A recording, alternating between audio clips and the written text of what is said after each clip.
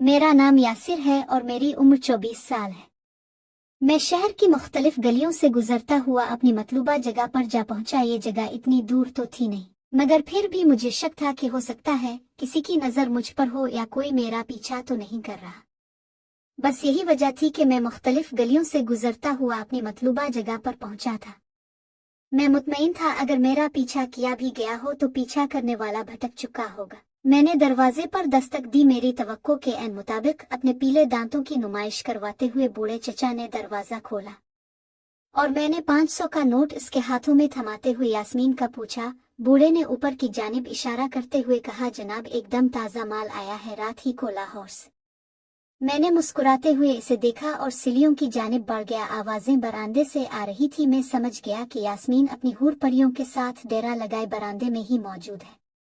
मैं जैसे ही उसके सामने गया वो अपनी जगह से उठी और मेरा शहजादा कहते हुए मेरे गिले लग गई। बाहर तो आग बरस रही है, बहुत गर्मी है। मैंने ये कहते हुए यास्मीन को खुद से अलग किया और उन हूर परियों को देखने लगा जिनके आने की खबर मुझे रात ही को मिल चुकी थी। कोई खास नहीं। मैंने उन सारी लड़कियों को देखते हुए दिल में सोचा, इतनी देर में वो बूढ़ा ठंडा शरबत लेकर मेरे सामने था। शरबत पीते हुए मैं सोच रहा था कि मेरा आना बेकार ही साबित हुआ। जितनी तारीफ उन लड़कियों की मुझे सुनाई गई थी उनमें से कोई एक भी मेरे मेयार की नहीं थी। मैं अपने कजिन को भी वापस भेज चुका था। मैंने जैसे ही दिल में जाने का इरादा किया, सामने के एक कमरे से एक लड़की बरामद हुई। मुझे देखते ही वापस पलट गई। लड़की दूसरी लड़कियों की निस्बत काफी पुरकशिश जिस्म की मालिक थी। मुझे अपने चेहरे पर यास्मीन की चौबत्ती हुई निगाहों की तपिश महसूस हुई तो मैंने तिरछी नजरों से यास्मीन की जानिब देखा तो वो मुझे ही देख रही थी। जैसे ही हमारी नजर मिली इसने लड़की के कमरे की जानिब सर से इशारा करते हुए मुझे आंख मारी तो मैंने भी मुस्कुरा कर इस बात में सर हिला दिया। मेरा सर हिलना था कि वो अपनी जगह से उठी और इसी लड़की के कमरे में चली गई। चंद लम्हों के बाद मुझे अंदर जाने का इशारा मिल चुका था। मैंने जेब से कुछ रकम निकाल कर यास्मीन बाई की जानिब बढ़ा दी। इसने एक गंदा सा इशारा किया और कहा लगाकर हंसने लगी। मैं इसे नजरअंदाज करते हुए कमरे के अंदर दाखिल हुआ। मैं जैसे ही कमरे में दाखिल हुआ वो लड़की घबरा कर पलंग से उठ खड़ी हुई। मैंने दरवाजे को बंद किया और जैसे ही लड़की की जानिब पलटा तो ये देखकर हैरान रह गया। इसकी आंखें आंसू से भरी पड़ी थी जो कि आंखों की पुतलियों से निकलने के लिए बेकरार थे। लड़की मेरी जानिब देखते हुए यूं हाँप रही थी जैसे बहुत दूर से भागती हुई आई हो। मैंने इसे हैरत से देखते हुए पूछा, तुम्हारी तबीयत तो ठीक है क्या, तुम ठीक हो? मेरा ये कहना था कि वो तेजी से आकर मेरे पैरों में बैठ गई और रोने लगी कि मुझे यहाँ से निकालो, खुदा के वास्ते मैं एक इज्जतदार लड़की हूँ, यतीम हूँ, तुम्हें खुदा का वास्ता मेरी मदद करो। मेरी समझ में कुछ नहीं आ रहा था। मेरी तो सोचने समझने की सलाहियत ही चंद लम्हों के लिए गायब हो चुकी थी। क्या सोचा था और क्या हुआ जो हुआ वो तो वहम गुमान में भी ना था। कभी ऐसा भी होगा। औरत और ड्रिंक मेरी कमजोरी थी। औरत के बगैर सुकून और ड्रिंक के बगैर नींद मुझे मुयस्सर नहीं थी और मुझ जैसे इंसान से तवक्को, मगर न जाने क्यों जब इस लड़की ने अल्लाह का नाम देकर मुझे वास्ता दिया मेरे सारे जिस्म में सर्द लहर दौड़ गई। अचानक मुझे हल्का सा झटका लगा। वो मुसलसल मुझे वास्ते दे रही थी। मैंने इसे खड़ा किया और कहा, देखो मैं पैसे देता हूँ और बदले में कुछ वक्त लेता हूँ। रही बात तुम्हें यहाँ से बाहर निकालने की तो मैं ऐसा नहीं कर सकता क्योंकि मैं मजबूर हूँ। हाँ अलबत्ता मैं तुम्हें हाथ भी नहीं लगाऊंगा। वो लड़की मेरी बात सुनकर मजीद रोने लगी। मुझे सब कुछ अजीब सा लगने लगा। वह ऐसे पारसा लोग भी आजकल यास्मीन बाई के पास आने लगे। शायद लड़की का मूड नहीं इसलिए ये तमाशा कर रही है और मेरी भी ये आदत थी। मैं किसी की मजबूरी से फायदा नहीं उठाता था। ये बात अलग है कि मैंने इस लड़की की कीमत अदा कर दी थी। फिर भी मैंने लड़की से कहा, तुम अगर यहाँ रहना नहीं चाहती तो अपनी नायिका से बात करो।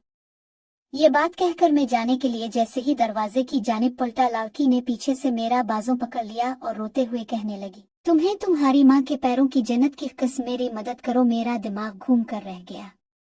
मेरा दिल चाहा एक जोरदार थप्पड़ उसके चेहरे पर रसीद करूं मगर मैं खुद पर काबू पा गया। मारे गुस्से के मेरा बुरा हाल था। अचानक वो मासूम सा चेहरा मुझे बेअंग सा लगने लगा। वो मुझे मजबूर कर रही थी मगर मैं क्या कर सकता था। मैं तो पैसे देता और वक्त लेता बस, और ना ही मेरी कोई इतनी खास बातचीत थी यास्मीन बाई से। इसे भी मैंने हमेशा उसके औकात के मुताबिक रखा था। इस किस्म के लोगों के ताल्लुकात बहुत ऊपर तक होते हैं। मैं तो कभी कभी यहाँ आता, अपना वक्त पूरा करता और जिस तरह खामोशी से आता इसी तरह खामोशी से वापस पलट जाता। मैंने कभी भी यास्मीन बाई से किसी धंधा करने वाली लड़की से इसका नाम फिर उसके बारे में जानने की कोशिश नहीं की थी, क्योंकि मैं जानता था उन्हें सिर्फ और सिर्फ पैसों से मतलब है और मुझे उनके वक्त से बस इतनी ही हद मुकर्रर कर रखी थी। बाकी मैं अपने काम से काम रखने वाला इंसान था, मगर ये बात मैं अच्छी तरह से जानता था कि इस किस्म का धंधा करने वालों को हर तरह का हर किस्म का बंदा जानता है और उनके हर रंग के हर तरह के लोगों से ताल्लुकात होते हैं। अगर मैं किसी तरीके से इस लड़की की मदद कर भी देता तब भी ये बात तो तय थी, वो लड़की को तलाश कर ही लेते और फिर मेरा भी पता चिल्लाना कोई मुश्किल काम ना था। यही बात सोचकर मैंने लड़की से कहा, मैं नहीं जानता तुम कौन हो और कैसे यहाँ तक पहुंची, वो कैसे हालात थे जो तुम्हें मजबूर कर गए, तुम्हें मजबूर किया गया। मैं एक आम सा इंसान हूँ, कभी कभी यहाँ चला आता हूँ। अब मैं तुम्हें वास्ता देता हूँ, मुझे मुआफ करो, मैं मजबूर हूँ, ऐसे लोगों से उलझने की मेरी औकात नहीं है। मैंने इसकी आंखों में उम्मीद के बजते दिए देखे और वापस पलटा आया। घर पहुंचा तो मेरी दादी, जो कि मेरी कल कायनात थी, मुझसे ढेर सारे सवालात के जवाबात तलब करने लगी। ये हमेशा ऐसा ही करती, मैं जब भी शहर से बाहर कहीं जाता वो यूं ही मुझसे पूछा करती। मेरे वालिद के इंतकाल के बाद मेरी माँ ने दूसरी शादी कर ली। मेरी देखभाल मेरी दादी ने संभाल ली और मैं यूं गिरते पड़ते जवान हुआ। दादी से जान छुड़वा कर मैं अपने कमरे में पहुंचा ही था कि मेरा कजिन आया गया, जिसने मुझे इस शहर में छोड़ा था। उधर उधर की बातें करने के बाद वो चला गया और मैं बिस्तर पर लेटकर इस लड़की के मुताल्लिक सोचने लगा। सारे रास्ते मेरा यही हाल रहा था, मेरा ध्यान बार बार इसी की जानिब खिंचा चला जाता। मुझे इस लड़की से हमदर्दी थी, मगर मैं कर भी क्या सकता था, और अगर मैं किसी तरह से इसकी मदद करने में कामयाब हो भी जाता तो वो सब वक्ती तौर पर होता, बाद में मेरे लिए काफी मसाइल पैदा हो जाते। एक तो वो लोग इसका पत्ता करवा लेते, दूसरा मेरा भी पत्ता चल जाता और फिर यूं बात मेरे घर तक चली आती और मेरी अच्छी खासी बदनामी का बाइस बनती। मुसलसल इसे सोचते सोचते मुझे उलझन सी होने लगी। मैंने अलमारी में मौजूद ड्रिंक की बोतल निकाली और 2-3 पैक लगातार मार किए और फिर कुछ देर बाद मैं सुकून से सो गया, इस बात से बेखबर कि आगे मेरी जिंदगी में क्या होने वाला है। मेरी जिंदगी में किसी चीज की कमी नहीं थी, मेरे बाप की छोड़ी हुई दौलत मेरे लिए बहुत थी। मैं जिंदगी के हर रंग का मजा लेना चाहता था, बगैर किसी बात की परवाह किए। कहने वाले कहते हैं कि औरत ही मर्द को संवारती है और औरत ही मर्द को बिगाड़ती है। अब फिर हर कामयाब मर्द के पीछे औरत का हाथ होता है और नाकाम मर्द के पीछे। खुदा को मालूम ये बातें दुरुस्त हैं या नहीं, मुझे तो बस इतनी खबर थी कि मुझे खराब करने के पीछे भी 2 औरतों का हाथ था। सबसे पहली औरत वो जिसने मुझे जन्म दिया और खुद कहीं रुपोश हो गई, और दूसरी वो जिसने मुझे प्यार की लत लगाई और खुद किसी और की हो गई, जिसका ताल्लुक मुझसे सिर्फ जिस्मानी था और मैं इसे मोहब्बत समझता रहा। वो दिन था और ये दिन है कि मैंने भी मोहब्बत का सहारा लेकर कहीं औरतों के साथ अपनी रातें रंगीन की। कितना बड़ा धोखा दिया मैंने खुद को, न जाने ये इंतकाम था फिर कुछ, और अब तो औरत कमजोरी और ड्रिंक मजबूरी बन गई थी। दीन वो दुनिया की कोई परवाह ना रही, बस ये रास्ता था और मैं एक अकेला मुसाफिर। शैतान ऐसा मुसल्लत हुआ था कि मैं बस आगे ही आगे बढ़ता जा रहा था। शायद कुदरत ने मेरी रस्सी ढीली छोड़ रखी थी। मेरे 3 दोस्त थे और हमारा किरदार एक जैसा ही था। जो भी लड़की देखते तीनों बारी बारी ट्राई करते, जिसके जाल में फंस जाती बाकी 2 पीछे हिट जाते। अब वो जाने और वो लड़की जाने, और अक्सर ऐसा भी होता हम अपनी अपनी कार्रवाई का जिक्र भी एक दूसरे से नहीं करते थे कि आजकल कौन किसी के साथ है। जैसे आमतौर पर लड़के अपने दोस्तों में जाकर लड़कियों के मुतालिक बातचीत करते हैं, हमारी अपनी अपनी डगर थी। सुबह तकरीबन 11 बजे के करीब फोन की घंटी की आवाज ने मुझे बेदार किया। दूसरी जानिब मेरा एक दोस्त था जिसने मुझे कहीं साथ चलने का कहा तो मैंने हामी भर ली। जो वक्त तय हुआ था उसके मुताबिक मैं घर से बाहर निकल आया। मेरा दोस्त पहले से ही बाहर मौजूद था। मैंने पूछा जाना कहाँ है, तो कहने लगा कोई आमिल है, इससे मिलना है। मुझे ये सुनकर इंतहाई गुस्सा आ गया। मैंने गुस्से से इसे देखते हुए कहा कि तुमने इसलिए मुझे बुलाया है? इसने कहा जी जनाब, आपको भी चेक करवा लूं कि आप पर कोई साया तो नहीं है। मैंने कहा यार बकवास न करो, मैं उन खुराफात पर बिल्कुल भी यकीन नहीं करता। तुम मुझे आगे बाजार में उतार दो, मेरे कुछ मामलात हैं, मैं उन्हें देख लेता हूँ। तुम वापसी पर मुझे वहीं से ले लेना। मगर वो ना माना, कहने लगा वापसी पर आते हुए तुम्हें एक नई जगह ले चल लूंगा। खबर मिली है कि वहाँ कुछ नए लोगों की भर्ती हुई है, देख लेंगे। खैर शहर की भागती दौड़ती जिंदगी से बाहर निकलकर हम एक कच्ची बस्ती में दाखिल हो गए। गाड़ी एक तरफ खड़ी की और पैदल चलने लगे। मेरे पूछने पर मेरे दोस्त ने बताया कि इस आमिल ने इसके बहुत से रोके हुए काम करवाए हैं और इसे इस बंदे पर पूरा भरोसा है। खैर मैंने तो यूं ही पूछा था सरसरी सा, क्योंकि मुझे उन आमलों की कभी जरूरत उनसे मेरा वास्ता नहीं पड़ा था और ना ही मुझे उन मामलात का इल्म था। शायद मेरी दिलचस्पी नहीं थी। हम एक कच्चे से घर के पास पहुंचकर रुक गए। मेरे दोस्त ने दरवाजा पर दस्तक दी तो एक 40-45 साल के आदमी ने दरवाजा खोला। तो मेरे दोस्त को, जो कि बिल्कुल दरवाजे के सामने था जबकि मैं एक तरफ खड़ा था, यकीनी तौर पर इस आदमी की जगह पर अगर कोई और खड़ा होता तो मैं इसे दिखाई न देता। मगर मेरी हैरत की तब इंतहा न रही जब इस आदमी ने मेरे दोस्त से ये कहा कि अपने दोस्त को भी साथ लाए हो, ये तो यहाँ आना ही नहीं चाहता था, मगर देखो आया है और हमारी ही मर्जी से आया है, वरना वही उतर जाना चाहता था। मेरे दोस्त ने मुस्कुराते हुए मेरी जानिब यूं देखा जैसे कह रहा हो, देखा है ना, बंदा कमाल का है। मैं हैरान रह गया। वो निहायत ही मखरूश शक्ल का, ऊंचे लंबे कद का आदमी था। मेरे कंधे पर थपकी लगाते हुए कहने लगा, आओ आओ बादशाहों, अंदर आ जाओ, अपना ही ठिकाना समझो मेरे गरीब खाने को। मैं सर झुका के इन दोनों के पीछे पीछे चलने लगा। घर काफी बड़ा था मगर कच्चा था। घर का सहन काफी कुशादा था। हम इस आदमी के पीछे चलते चलते एक कमरे में दाखिल हो गए। मेरी पहली नजर जिस चीज पर पड़ी वो था मिट्टी का कटोरा जिसमें खुश्क आटा भरा हुआ था और कहीं अगरबत्तियां इसमें सुलग रही थी, जिनकी खुशबू घर में दाखिल होते हुए ही मैंने महसूस की थी। नीचे उम्दा किस्म का कालीन बिछा हुआ था और शायद इस कालीन के नीचे मिट्टी का फर्श था। हम तीनों नीचे कालीन पर बैठ गए। मेरे दोस्त ने कोड वर्ड इस्तेमाल करते हुए अपने काम के बारे में पूछा तो वो आमिल भी कोड वर्ड में कहने लगा कि तुम्हारा मैदान अब साफ है, हर रुकावट हटा दी गई है। शायद वो लोग मेरी मौजूदगी के पेश नजर ऐसे महसूस अंदाज में बातचीत कर रहे थे ताकि मुझे समझ ना आए। फिर मैं था। मैंने अपनी जगह से उठते हुए अपने दोस्त से कहा कि मैं बाहर तुम्हारा इंतजार करता हूँ, तुम इत्मीनान से बातचीत करो। मेरी बात खत्म ही हुई थी कि वो आदमी बोल पड़ा, नहीं नहीं बादशाहों, अब बैठे, कोई खास बात नहीं है जिसके लिए आपको बाहर जाने की जहमत करनी पड़े।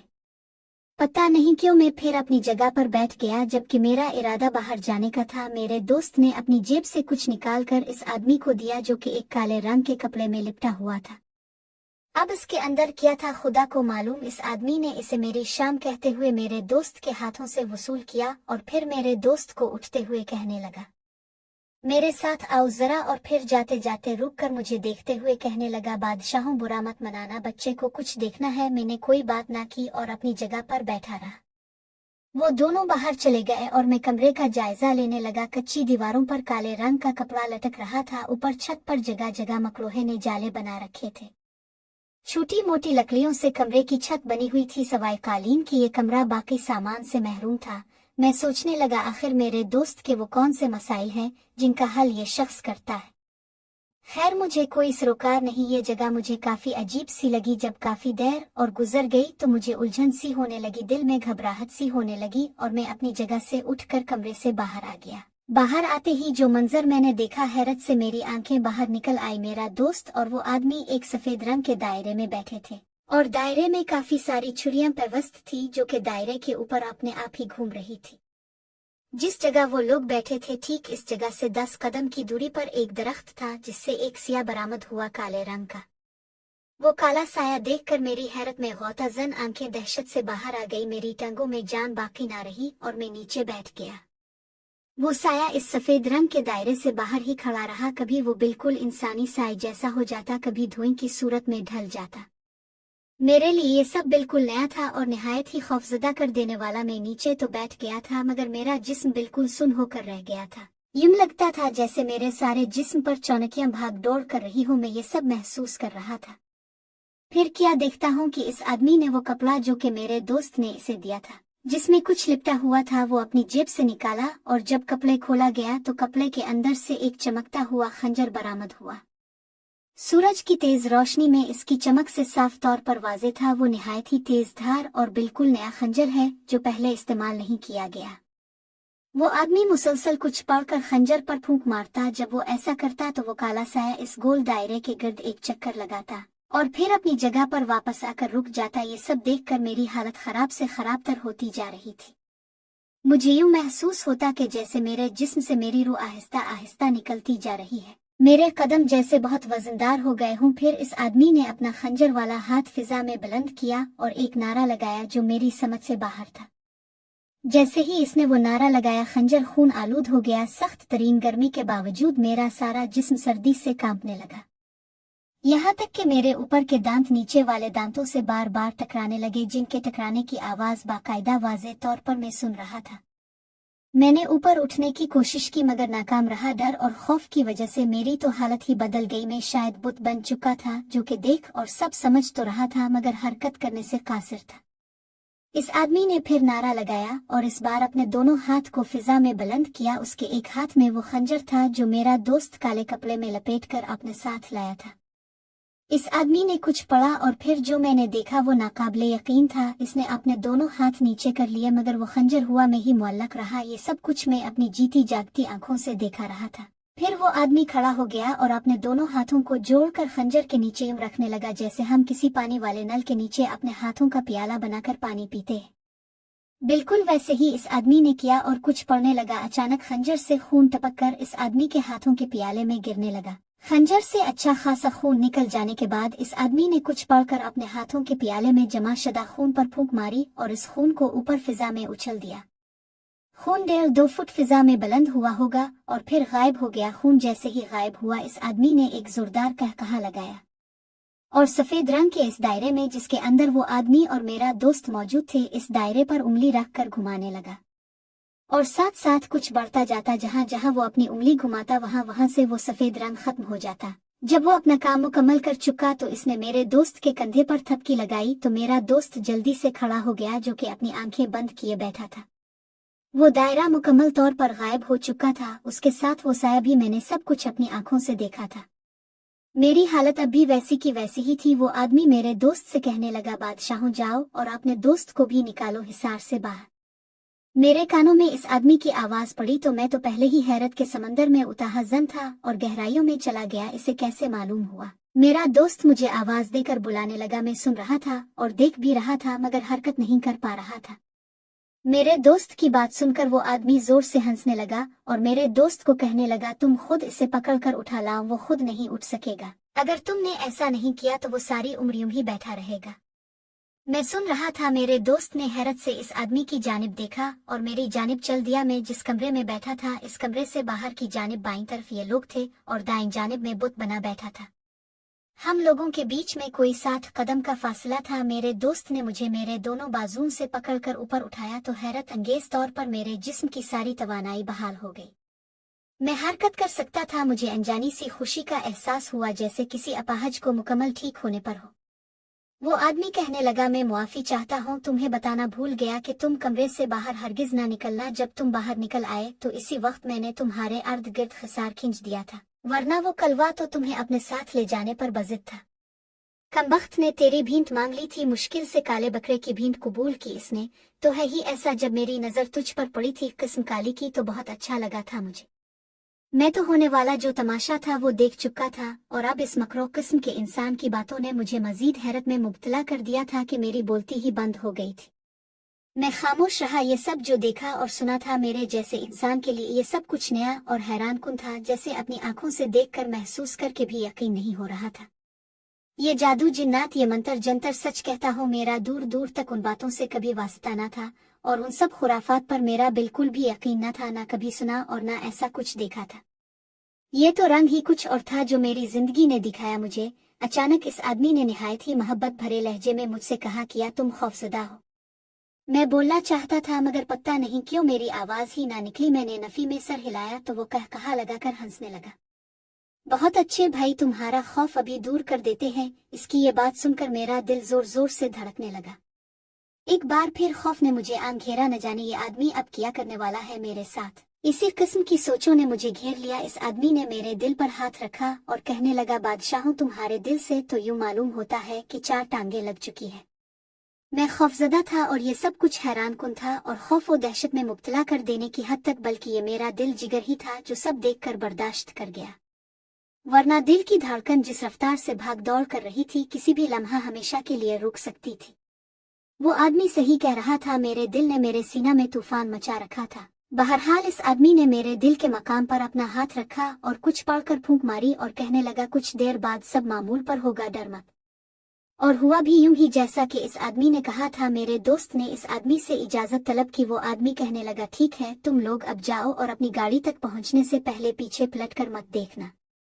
ये बात कहते हुए वो आदमी मुझे बड़े गौर से देख रहा था। मुझे उलझन सी होने लगी। वो आदमी कहने लगा, बादशाहों, कभी अकेला इस जानिब आना हो तो मुझे जरूर याद रखना।